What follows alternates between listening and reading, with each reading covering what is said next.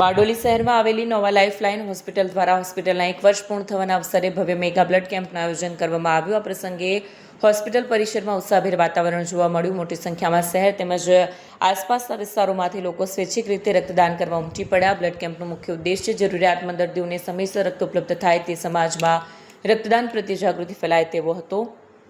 તમામ દાતાઓનું સંપૂર્ણ ચેકઅપ કરવામાં આવ્યું અને સુરક્ષિત રીતે રક્ત સંગ્રહ પ્રક્રિયા પૂર્ણ કરવામાં આવી. રાજકોટવાળાએ જણાવ્યું કે હોસ્પિટલ સંચાલક ડોક્ટર સબ્બીર રાજકોટવાળા નોવા લાઇફ હોસ્પિટલ હંમેશા આરોગ્ય સેવાઓ સાથે સામાજિક જવાબદારી નિભાવવામાં પણ આગળ રહી છે.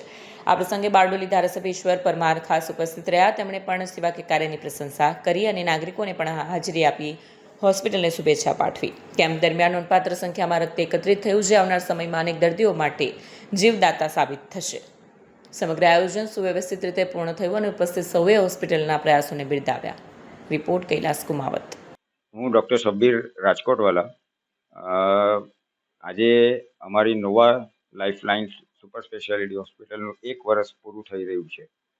ગયા વર્ષે 4 મે આ નવી હોસ્પિટલની અમે શરૂઆત કરી હતી. તો એના 1 વર્ષ પૂરા થવાના પ્રસંગે આજે અમે લોકોએ એક બ્લડ ડોનેશન કેમ્પ ઓર્ગેનાઇઝ કર્યો છે, જેનો હેતુ એક તો બ્લડ કલેક્ટ કરવાનો તો છે જ, પણ સવિશેષ અમે જે રેર બ્લડ ગ્રુપ કહેવાય, જેમ કે બી નેગેટિવ, ઓ નેગેટિવ, એબી નેગેટિવ, કે જે મેળવવામાં અમને ઘણીવાર એટલી તકલીફ પડે કે સુરતમાં પણ ઇમરજન્સીમાં એ મળતું નથી. તો અમે એમ ટાર્ગેટ રાખ્યો છે કે જેટલા શક્ય બને એટલા રેર બ્લડ ગ્રુપવાળાને ભેગા કરી અને એ લોકોનું બ્લડ ડોનેશન અમે કરાવીએ. ટોટલ અમારો ટાર્ગેટ 60 to 70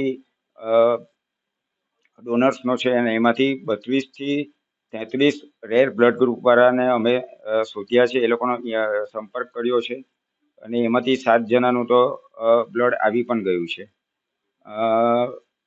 1 વર્ષ અમારું પૂરા થવા બદલ જે સહકાર મળ્યો છે અમને, એના હું ખૂબ મારા પેશન્ટોનો ખૂબ આભારી છું અને વિશ્વાસ અપાવું છું કે એજ કેર, ટ્રસ્ટ અને માનસાઈ, હ્યુમન ટચ જેને કહેવાય, એ મારું હંમેશા ચાલુ છે.